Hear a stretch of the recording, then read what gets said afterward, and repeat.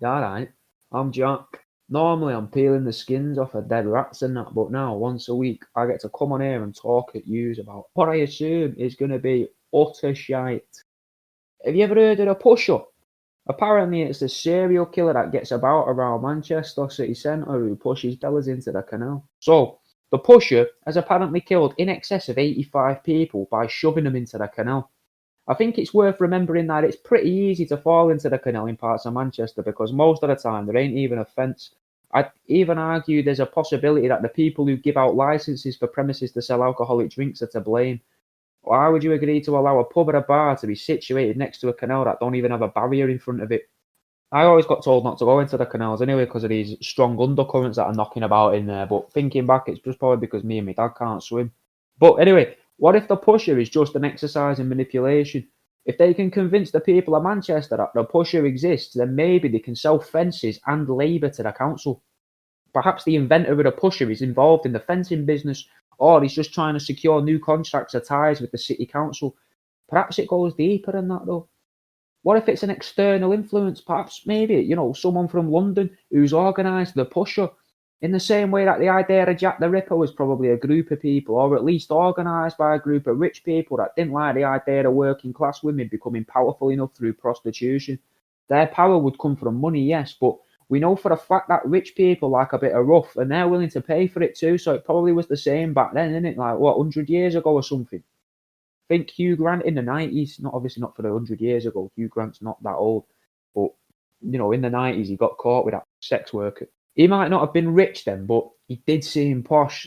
Now, if you get loads of prostitutes to die, that means a lot of people will be scared away from becoming prostitutes and they're going to be less likely to do it, which means there's a more of a control on the wealth. Because I imagine when you're a prostitute, you're not exactly paying tax, are you? So that no one's skimming off of you other than maybe a pimp. And did pimps knock about back then? Was there a pimp? Seeing as prostitution has a huge markup, you've got very little in the way of overheads apart from maybe a little bit of opium back in the day to help ease in your sixth client of the evening. This isn't good as other businessmen would get jealous seeing how women could make money with very little finances to begin with. But think of the blackmailing opportunities, mate, that these women in Whitechapel may have had and all. Getting carried away, we'll get back to the pusher.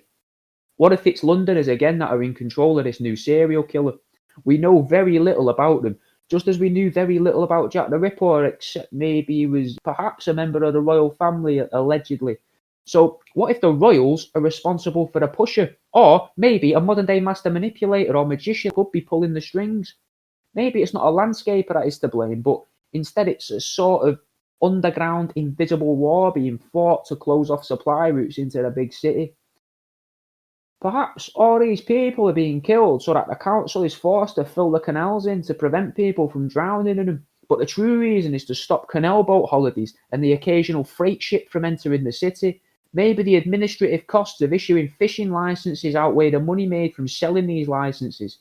So they want to eradicate the waters of Greater Manchester in order to attack the fishermen and eventually redirect the staff that are in control of fishing licenses, and putting them into the administrative duties, the people with the administrative duties of, I imagine, filing away fishing licenses. It might just simply be that there is some nutter lurking down the ginnels who wants nothing more than to push people into water. But why give him such a shit nickname? When you drop something in water, right, it makes those rings emit from the centre in it, that initial point of contact with the water. Why didn't the newspaper go with the name The Rippler? They could have used the Riddler's question mark from Batman because they don't know who he is, so it kind of makes sense. And just add a few rings around the dot of the question mark. It's already recognisable. You could imagine some mentalist selling it on the fucking t-shirts in Manchester and that. They probably get the fucking head kicked in.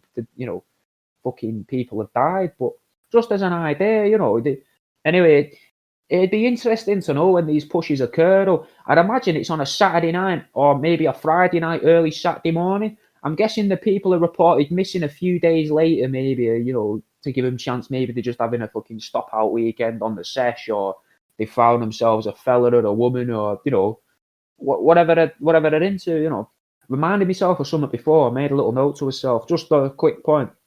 Ain't it weird that rich people will fuck poor kids and poor young people will fuck rich older people? I've only been thinking about this because I keep getting messages off of people calling themselves sugar daddies, saying they want me to be their sugar baby. Fucking hanging me. But it don't bother me too much because it's like I've now graduated from one group on social media to the next level of social media. Thing is, though, they all think I'm a bird, which is pretty, annoying. I very rarely receive flattering messages like that, and when I do, it's now fucking copied and pasted and sent out to loads of people. It's not very personal, innit? Fucking no wonder people keep robbing the money off them after the first payment. But if anyone wants to be put in touch with these dirty old men, then they want to earn a couple of quid, then give us a shout. Send me a message on Instagram. That's at worldaroundewe. That's EWE like the sheep. And I'll put you in touch with them.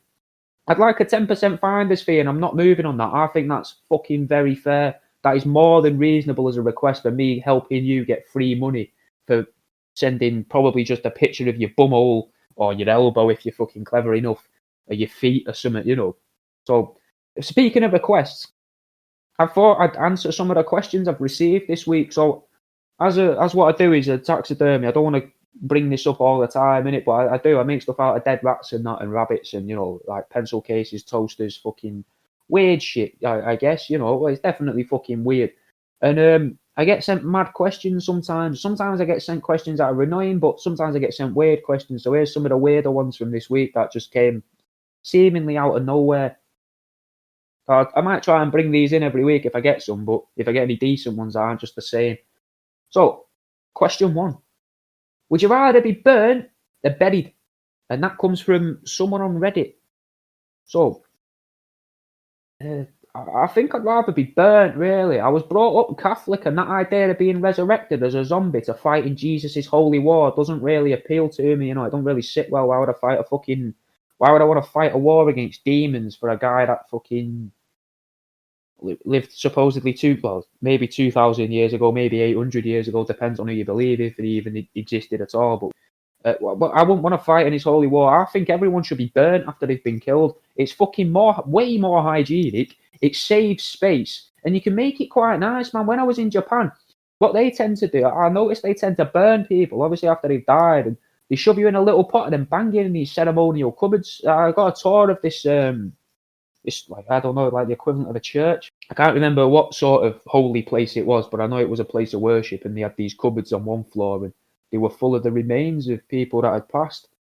So I think that's the best way to go, mate. Be burnt. It's better for everything and everyone. Plus, funerals seem like a bit of a scam anyway, mate. Why are you paying like $4,000 for someone to dig a hole and to throw a body into it? The body's dead. I don't think you should have to pay for that anyway. Plus, you've got the fucking digging a hole. If you were going to get a pot, just tell someone you're getting a pond, mate. You could just get a landscaper to come and do it, but you would never pay $4,000 for a fucking pond that's 6 foot deep and 6 foot long and 3 foot wide. Never. It'd be a few £100 at most, because you're just going into it with a digger, aren't you?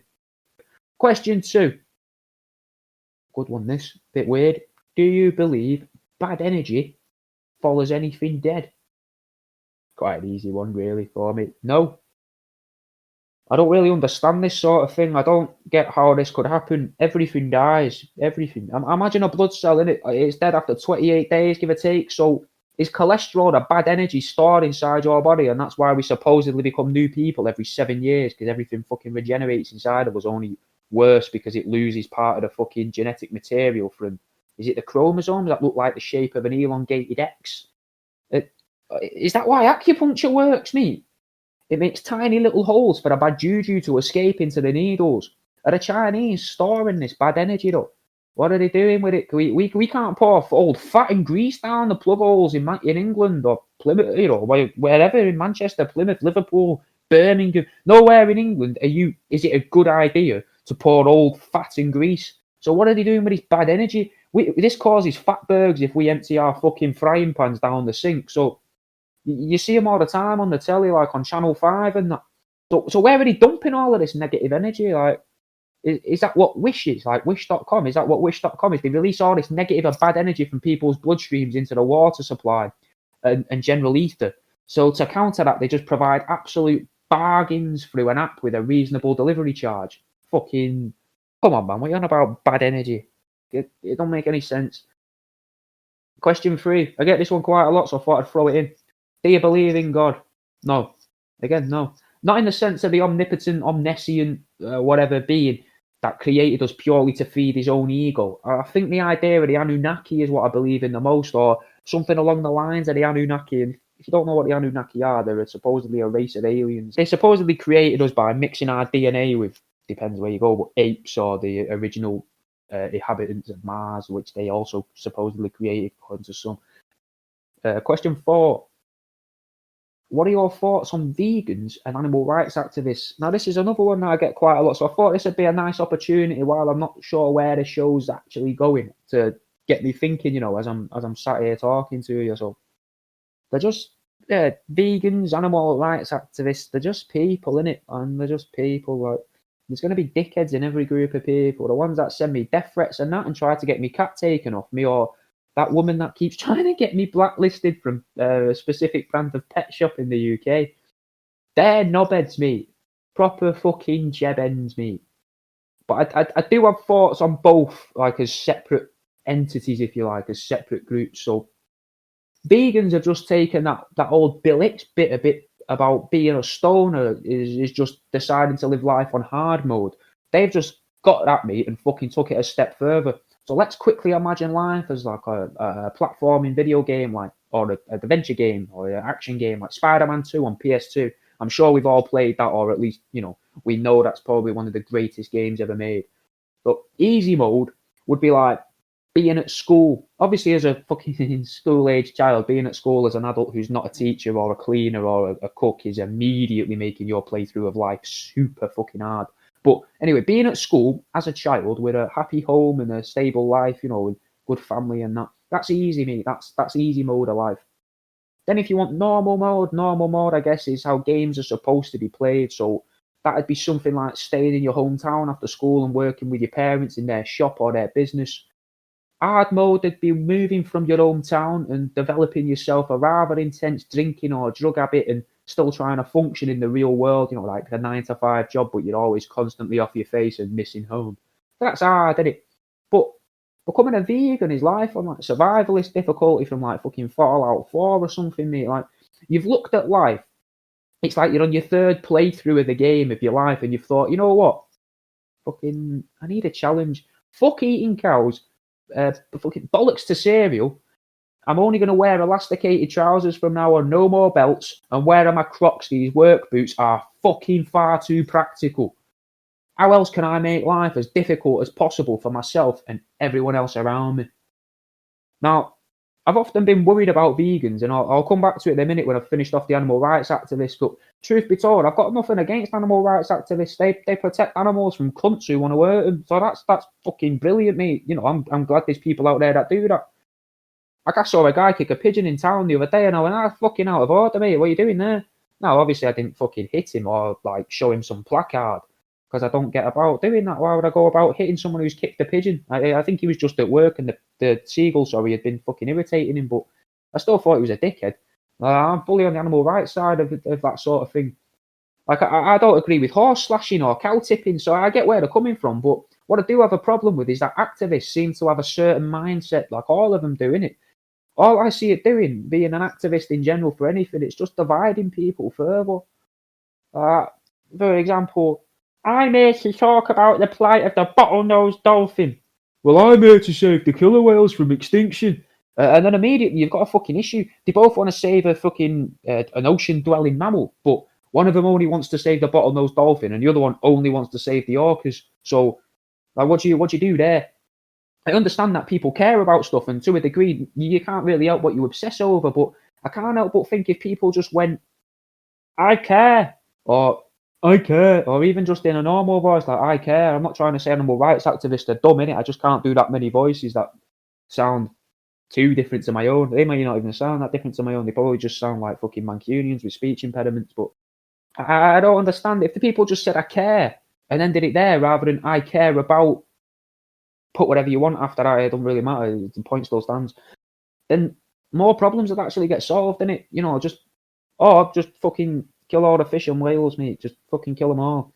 Because did you know in 1986, commercial whaling, as it was known, that's like, you know, fucking killing whales for profit, was outlawed all around the world.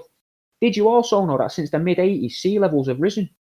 Perhaps if we were to continue killing the whales and dolphins and removing them from the water levels would decrease, as the massive mammals that are displacing the water and causing people who live in coastal properties to lose garden space on a daily basis because of erosion. they'd be gone, mate. So the so-called natural erosion would probably slow down too, because there'd be less things moving around in the sea, meaning less waves, which would also mean there'd be less surface. So that would mean there's less people driving vans to coastal towns. Vans aren't very good for the environment. You, Loads of things get saved here, mate. And imagine all them people that travel around the world to spread the word about saving dolphins and that, mate. It's just bonkers. All that sort of stuff don't make sense to me, really.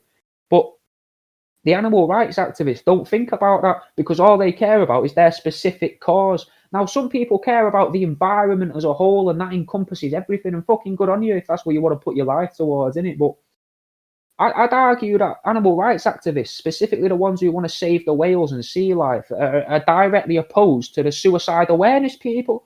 By filling the seas and oceans with all these fucking animals, and the coasts are going to get eroded, as I said, which means that people are down, people that are depressed or down. And I don't want to make fun of people that are suicidal. No, that's not my intention. I'm not trying to make fun of anyone here with any of this, but it's just what I think, and it's my answer to the question. It's my thoughts. So the ones that are down and they want to go and top themselves, for want of a nicer phrase, the people that are looking to end their lives because they've reached the fucking point where nothing else matters. That I'd argue that the animal rights activists don't care about them, because if they did, then surely they'd want to get rid of the sea, everything in the sea, because that's eroding the cliffs. And if you keep eroding the cliffs, it might only take a suicidal person that extra step to go, you know what? No, I do love her, or I do love him, or oh fucking, I'm just gonna go and see me nan.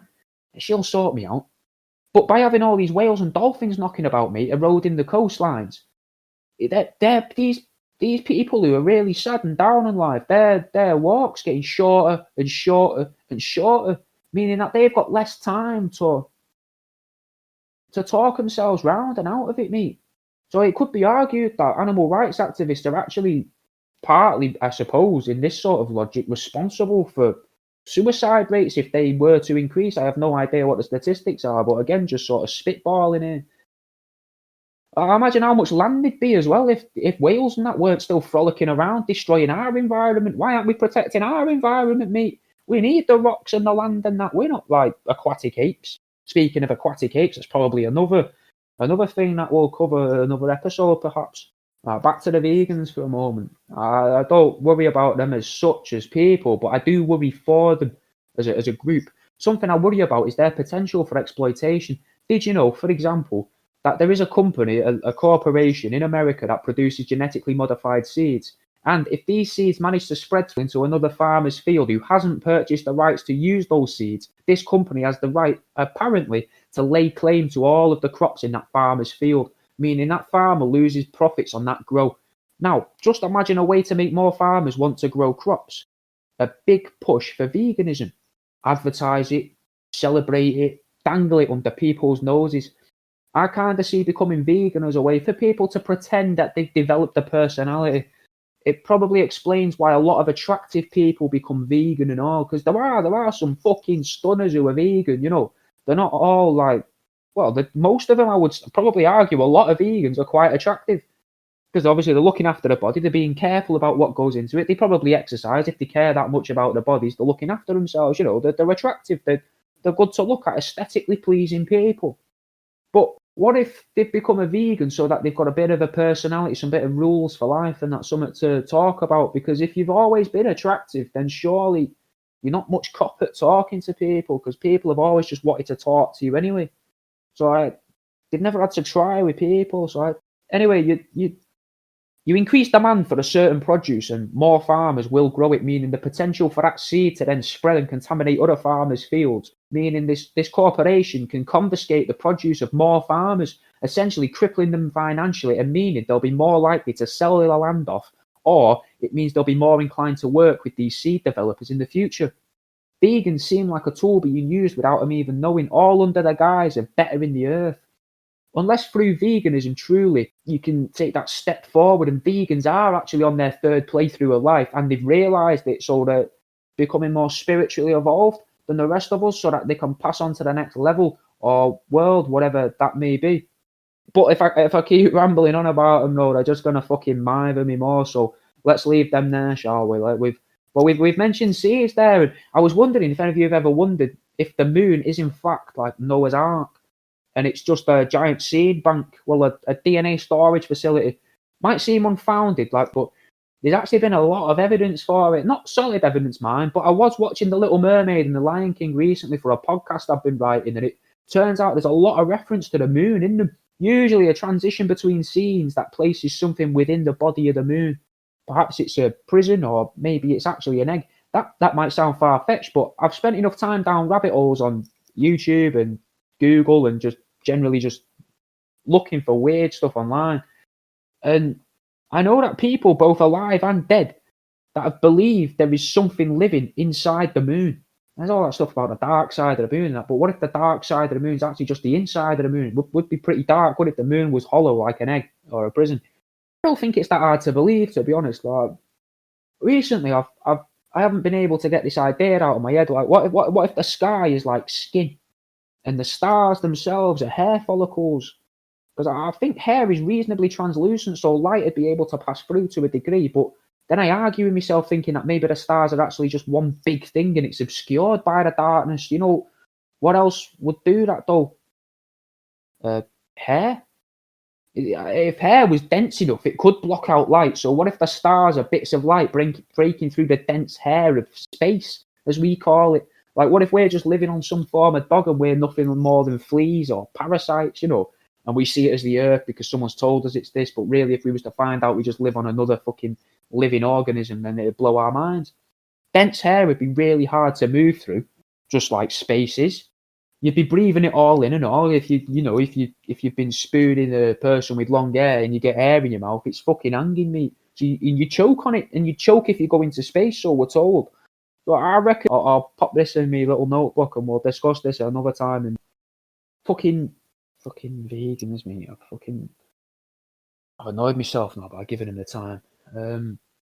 Another thing that pisses me off about them is the fact they seem to have very little in the way of creativity, or at least the marketing teams behind vegan products have no creativity at all. Like fucking meat-free meatballs. I know it sounds fucking, probably everyone's fucking said this before, but they took the time and effort to create something completely new, a new product for a new market. Even if it was, you know, the people that made it for vegetarians or something, they called them meat-free meatballs. Just off the top of my head, they could have fucking called them meatless balls. That's better, immediately better than meat-free meatballs, because that's just a ball, innit? You don't know what's in there. You still don't know what's in there with meatless balls, but it's still just two words. It flows better. It rolls off the tongue a little bit better. Or you could go on full on original with something like fucking hell, put myself on the spot there. I mean, I can see why they struggle with it, innit? But crackle tuffs, Schwippers, fucking spaghetti and Schwippers for tea tonight, lad. And milk too. They make milk that's not milk. It's fucking ground up nuts, and that they still call it milk. I don't get how they're allowed. I don't get how that makes sense, because there's trading standards things, isn't there? If you say something, it has to be that thing. So really, what is milk? Milk's supposed to be a liquid secreted by a mammal, but these are things that have been made from almonds. So it's almond juice. It's nut juice. It's nut water. Or almond secretions, which nut secretions. I'd taste the swig of almond secretions just to see like what's that like. But almond milk is just a bit too far for me. How would you trust it, mate? You can't trust it because you can't milk an almond, but you could get oil secretions or something, some form of secretion somehow out of an almond, I assume, under chemicals or under heat, pressure. I don't know, but why would anyone want to just encourage someone to just talk utter nonsense like that, though? Like changing or stretching the meanings of words to mean new things. I don't get why that's being encouraged, mate. Why are they saying, oh, this word means this and it's always meant this, but let's change what that word means. Now it's the same word, but it means something completely different, just to fucking make it so that young people and old people can't talk to each other, so that they can't swap information, and so the old people can't pass down wisdom, and when they do, it's going to get misinterpreted or just looked at as if going, You don't know what you're on about, mate. Why would I listen to you? You're fucking 85. I'm 21. Why would I listen to you? Which is a fucking stupid mistake to make anyway. I'll listen to someone who's fucking 80 odd over someone who's 20 any day. It just blows me mind, man. Like, how often do you really hear of a new thing with a new name? I reckon the last time something pretending to be a product that it isn't received an actual original name was margarine. Because they didn't call it butterless butter. They just called it margarine. Now, there's probably a fucking good story behind why they called it margarine. I'm not going to go into that. I'm not interested, but I just think it's good. Margarine, albeit, it don't really taste great. It's not as good as butter. And it is butterless butter to a degree. It's a spreadable liquid. Like a almost solid spreadable liquid, I guess. But it's called margarine. It's not called butterless butter. This is a fucking weird hill to die on. Tinnitus. Tinnitus is a good word. That's an example of naming something. It's clearly not onomatopoeic, because if it was onomatopoeic, it'd be called earache or something along those lines. It'd be something like that, wouldn't it? I wouldn't have a clue what it was unless someone told me what tinnitus was. I wouldn't. No one would. No one would know what that is. It's a good word. It's been made up. We've assigned a thing to it. I know all words are like that, and this is a bit fucking, a stupid thing to say, but this word means that because we've said that. But they don't go saying, and he's got a bit of tinnitus because some lad's fucking hearing bells in his head over there, or the fucking, whatever the noise is, some like noise going on in the background. But they don't also then say, do you want a tinnitus, lad? There could be a tin of tuss, but I don't know what a tuss is, but it might be a colloquialism somewhere. But it's not used, is it? It's not also a cake. It's the idea of synonyms, mate. It just seems lazy for speakers, really. This infomercial is brought to you by The World Around You. Introducing the new Go Fuck Yourself box. Your self-love box may include things I've made from skin, like trolls or chicken McNuggets, deer antlers, books I've wrote, like Uneducated Guesses, staplers made from mice, video game memorabilia, lizard heads, manimals, drums made from skin, magnetic mice that can also be worn as your magnetic mice earrings, butterfly wings, weird ornaments, faces I've made from organs, intestinal juice drawings, fossils, beetles, butterflies, and keyrings that I've made with bits of mouse, bits of rat, bits of lizard, like the legs, the ribcage, the tails. You bought everyone's Christmas presents early? Go fuck yourself. You've spent summer keeping your kids happy and healthy? Go fuck yourself. You exercise, eat well and earn a steady wage?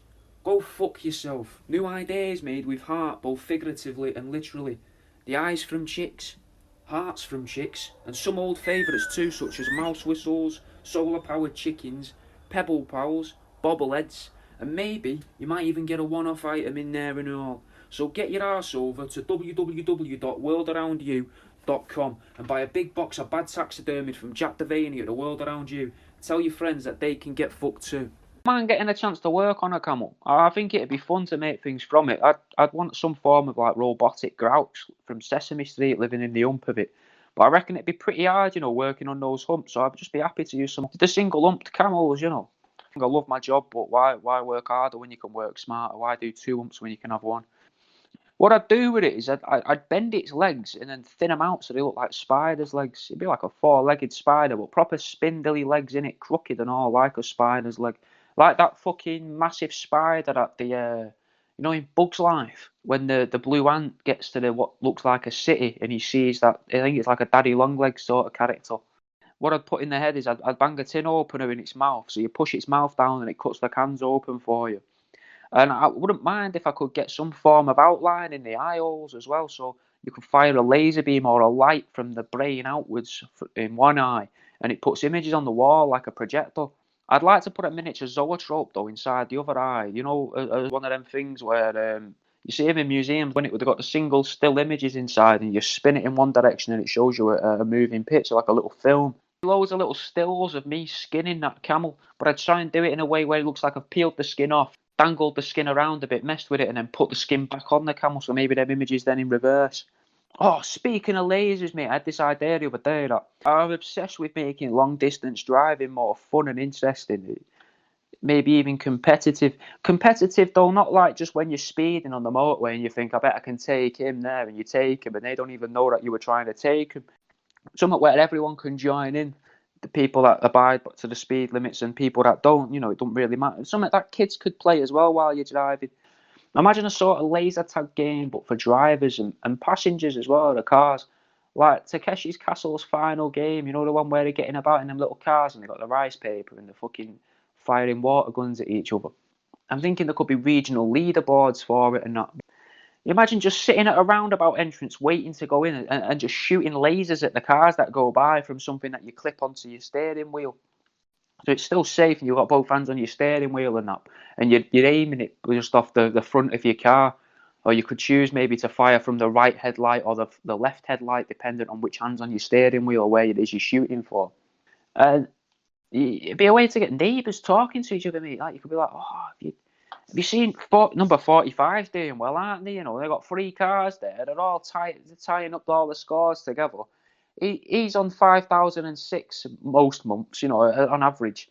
She's on 412, which isn't great. But when they take the kids on holiday every other weekend, because obviously they've got 3 cars, they're doing quite well. They've probably got a caravan somewhere in maybe mid Wales, maybe not North Wales. They might have a bit too much money for a caravan site in North Wales, but maybe mid Wales, probably not enough money for South Wales, but mid Wales-ish. And they're doing quite well. You get talking about, and you get to know your neighbours as well. Obviously, as well, it's good for criminals though and all, innit, I guess, because the criminals get to know your journeys, how long you're out for. So there'd have to be some way of hiding all of the statistics, just have scores, I guess. But anyway, I've not even told you any idea yet. I'm getting fucking well ahead of myself here. Basically, the premise is you shoot other cars with a laser beam from inside your car. But the leaderboards could be for the miles driven that day, or people that took a similar journey to you. So you get a little message in the night, and you get home. On a similar journey to you, Dave from Forterfield Road scored 1,500. Would you like to send them your score as a challenge? Something like that, but in that posh computer voice. Then you could have local rivals, mate, like, fuck yeah, fucking hate Terry and Tina from number 18, they're doing me fucking head in. Every week they beat me. They just go out. When they see that I'm ahead of them, they go out for a little drive and they're up and down the M5 constantly, just shooting everything and everyone. I don't have the time for it. I work. They don't work. They're just driving around and shooting these other cars. It's lucky that they've not crashed, Imagine the petrol they're wasting just to be a dick to me. You don't have to take it to heart and that, but I'm trying to sell it to you. You could sell it as a marketing opportunity to small businesses, innit? So they could sign their cars up, or the delivery vans, or the shop fronts, and they could be worth extra points, or give a bonus like a limited time double point thing, or a cloaking device that makes you invincible for a while. So like the gold star in Mario Kart kind of thing. And I'm sure the government would be all over this. It's like a new type of tracking device, isn't it? Those augmented reality games like Pokemon Go and that. They're all right for tracking us and selling our information, but imagine if they could know where every single car is going and where it's left from, like the location it left from. And it'd be a good idea as well. They could see where it's busy and where it does need more car parks. The government would love it, mate. They'd love it. And I can't be the only one who pretends the dirt on their car windscreen is already a gun that shoots other cars or melts trees down. It depends on my mood. Sometimes sometimes it can only cut through natural things. Sometimes it can only cut through man-made things. Obviously, that means it cuts through the car, but not the people inside. I'm not a psychopath, I'm not mental. I think you could use this as a reason or an excuse to ban cycling. It's just become too dangerous for them. Everyone would be sort of into this game too much. And obviously, cyclists would have to be worth more points, because I would argue that if you run a cyclist over in real life, it shouldn't be worth more points on your license. If anything, it should be worth half. I'm not a big fan of cyclists, innit? I think. Well, I know it's going to be an unpopular opinion, but I think it should be illegal for anyone over the age of 17 in the UK to be in charge of a bicycle. They're bad for the economy, and the more avid the cyclists, the worse they are for the environment as well. It baffles me how people look at cyclists and think, oh, they're brilliant, look at them saving the world. They're not saving the world, mate. They're crippling the country. They get in the way. Most of them are fucking arseholes. They just want to argue with whoever's nearby in a car because they're all high and mighty. They're partaking in tax avoidance as well, if you look at it from a certain way. If you're not allowed to drive a car that's full of red diesel because you haven't paid tax to be able to drive your car on the road, in that sense, with, you know, or you pay tax on your petrol, which gives you an allowance to sort of drive around freely with your car, then if you're not paying any form of tax on your bicycle regularly, then you shouldn't be allowed to ride that either. That's pretty much the same issue. You're still going, potentially, for most people, just as far as what you would normally go in a car. And I would even argue that you would go the same distance in a car, potentially, using red diesel as you would on a bicycle. So they're both just as bad as each other, mate. I think we could combine both of them, though, innit? So if we made a separate leaderboard that was just for how many times a cyclist had been, quote unquote, hit by a car that was passing him, not like fucking knocking him off and sending him to hospital, nothing so vicious as that, just literally just tapping him with this laser beam. You might be able to shame the cyclists, so you could be like, oh, mate, this cyclist got beaten today. He's the worst cyclist in Manchester. He's the worst cyclist in you could make it even more specific. He's the worst cyclist in Fallowfield, mate, because he's been hit by 4,000 different guys today with these infrared beams on, still don't know what you would call it. I haven't got a name for it, like Cartig. You could shame the cyclists because clearly most of them are smug anyway, and they've got these egos that clearly need to be fucking stroked, because that's why most of them will ride a bike anyway, innit, really? Because if you're over the age of 17 and you ride a bicycle, then why haven't you got a car? Why haven't you bought a car? Why aren't you helping the country? Why are you being like this? It's just unnecessary. Yeah, you're exercising. Just work out at home for free using your own body weight or something like push-ups and sit-ups and that. I would recommend joining a gym, because then it's putting more money into the local economy. You're not putting money into the economy by riding a bicycle. You're doing it maybe once, twice every few years. Imagine how successful the velodrome business had become if it was illegal for cyclists to be on the road. If you could shame them all into not being on the road because they don't want to be seen, and we just make it a social faux pas, a cultural faux pas to be associated as a cyclist or with a cyclist. So instead of having to go at people that smoke or drink too much or do drugs or whatever, aim all of that. So instead of like the war on terror or the war on drugs, or what's going to be like the war on fat now, or the war on obesity is what I think they're starting now. Imagine how, if you could put all of that shame and guilt onto cyclists, I don't know what you would call it, the war on cyclists, the war on bikes, the war on, there's got to be like a punchy thing that you could have for it. The war on wheels, maybe. The war on gays, gays of war. You could call it gays of war, mate. I mean, there might be a copyright infringement there, but gays of war would be pretty good. That would get everyone looking at the papers again, wouldn't it? Buying a newspaper. Ooh, what's this? Gays of war. What's going on? Oh shit, we hate cyclists now. So okay, so that's sounding, because if we all hate the cyclists, that's fine, because cyclists can be men and women. They can be any race and creed. So they could be black, white, brown, whatever the delineation of colour you want to describe someone as. They can be fat, unlikely. They can be muscular. They could be tall. They could be short. They could be skinny. They can be literally anyone. That would be a fucking brilliant way to eradicate sexism, racism, ableism, because you've got different types of bicycles. They might not be a bicycle, they might be a tricycle or something else, but it's still a pedal-powered mode of transport, which they're not paying for any fuel on. The disabled person could be using it. And then we can hate them all alike. And we can say, no. It's not because you're crippled with saggy tits and I don't like your pasty skin, Dave. You know, you Dave with your saggy pasty tits. It's not because of all that, mate. It's not because you're fat or crippled, or you walk weird, or because you smell because you're very sweaty, or it's not because you're ginger, Dave. It's honestly, mate, it's purely because you're a cyclist. All that other stuff that merely describes. I'm not bothered by your appearance. I just don't like the fact that you ride a bike, mate. I can't stand you. And that's fine, isn't it, then? Because you're not picking on them for something like that. So, fuck cyclists, mate. Let's all hate cyclists. You could have a little play on cycle paths, couldn't you? Because you could have, stamp out the cycle paths in your area. It could be like a picture of sort of Norman Bates with bike tyres for eyes or something. But back to me, so you've shamed them all into doing it as a sport in a velodrome. So that's good, because now it's helping the economy slowly but surely. maybe make it into a televised sport. I don't know. You could popularise it with gambling, new regional teams as well. So you could brand the tight fitting clothes even more specifically to a local area, like you do with football clubs and rugby clubs. Joe Bloggs, the cyclist, or should we have Big Titty David, like we mentioned before, Ginger Big Titty Dave. You could buy something that makes it look like you've got saggy tits underneath your lycra, mate. Anything, just something fancy. And speaking of having the tight fitting clothes, this would make it into a sport that both men and women could watch together. So in cycling, they're still wearing all these tight clothes, and everyone can have a good perv at the competitors in it. And there could be different weight categories and all to keep it fair. So you say you've got a larger lady or just a thin lady with big boobs. They're not at a disadvantage against actual athletes and skinnier athletes. They'd be put against other women with thin bodies and big boobs, or larger women with big breasts, or fat men against fat men, and skinny guys against skinny guys. Something for everyone, and you can flip through it on the telly, and you'd have categories like you do on a porn site. It'd be like softcore porn for the masses, and you can gamble on it live. This is genius, mate. Why is no one onto this?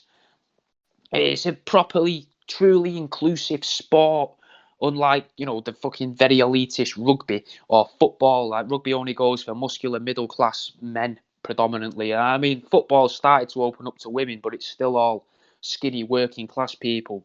So this is a sport that could bring everyone together, because it wouldn't matter what your sort of upbringing was. Most people have a bicycle at some point in their life, and most people can easily learn to ride a bike. So why could you not race against other people? It'd keep it fair. I don't like the idea that sportsmen and sports personalities, sports women, whatever you want to, whatever the right term is for them, anyone can ride a bike, innit? So most people can ride a bike, or a bike of some description. So anyone can join in. I don't like watching.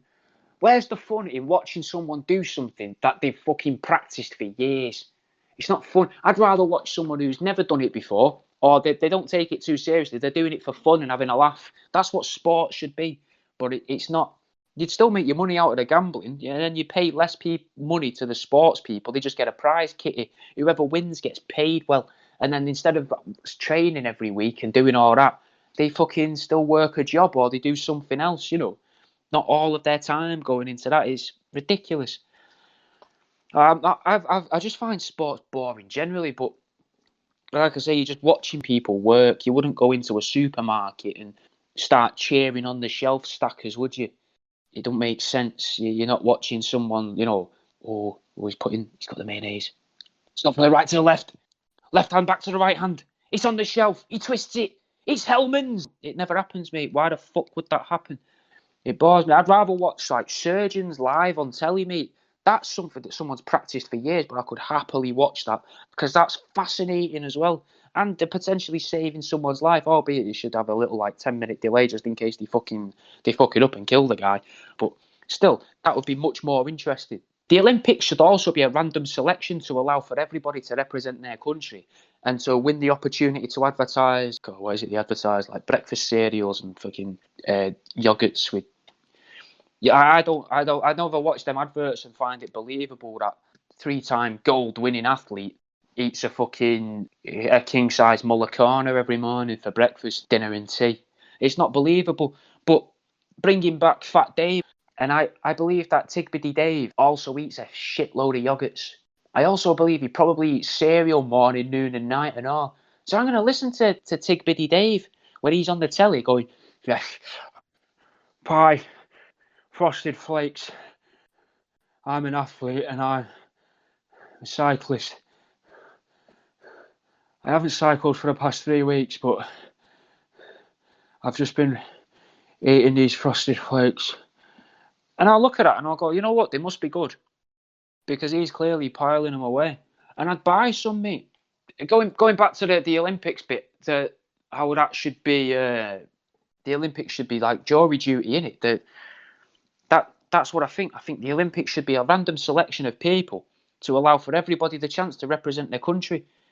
It makes most sense, doesn't it? And I get jury duty, that's got to be random for a reason, but surely the ability to be able to use evidence and not emotion, and to think objectively, and to not be swayed by emotive language, to not be swayed by that. That should be a professional thing, man. That should be something people are taught and learn how to use, and a skill that can be and should be developed over time, possibly even perfected before it's used. Now, if they televised what happens in courts instead of what happens on football fields and that, I reckon the court system and the legal system would probably be a lot better for people generally across the board anyway, because there'd be people watching all the time, because sometimes it'd be interesting, wouldn't it, to see if, this nutters on the telly who kept fucking driving round knocking over cyclists because he couldn't afford the laser cannons to attach to his steering wheel. So he just thought, fuck it, I'll just open the door every now and then and knock out a biker.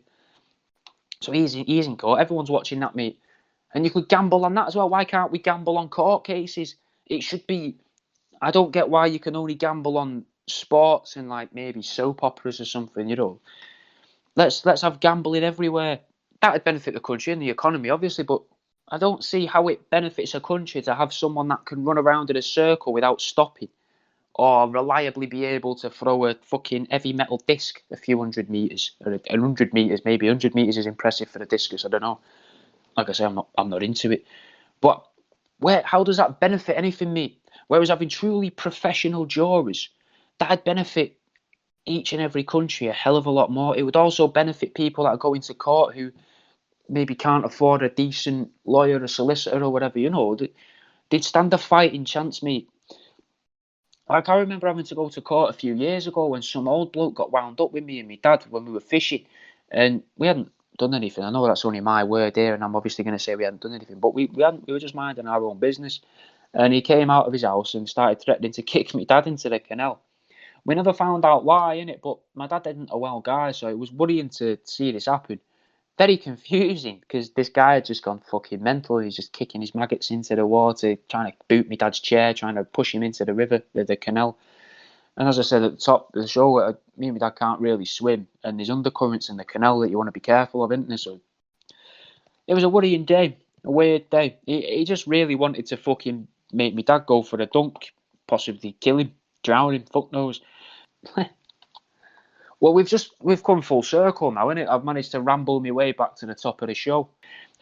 Could that old man actually be the pusher? Did my dad have a close call? Have I looked the pusher in the eye? More than likely not, but we were fishing on a canal near Manchester city centre. A man took umbrage with it to such a point that he wanted to kill my old man. It's uncanny, mate. I always imagined that there'd be a heavy-set person, the pusher, and this guy did have some sizable breasts on him, so we'll call him Dave, We'll call him Tigbiddy Dave. Tigbiddy Dave is the pusher, boys and girls, potentially. Personally, I think it just adds credence to my theory at the start about the pusher being a government-led initiative to punish the fishermen of the Northwest, though. It all fits together, doesn't it, so smoothly.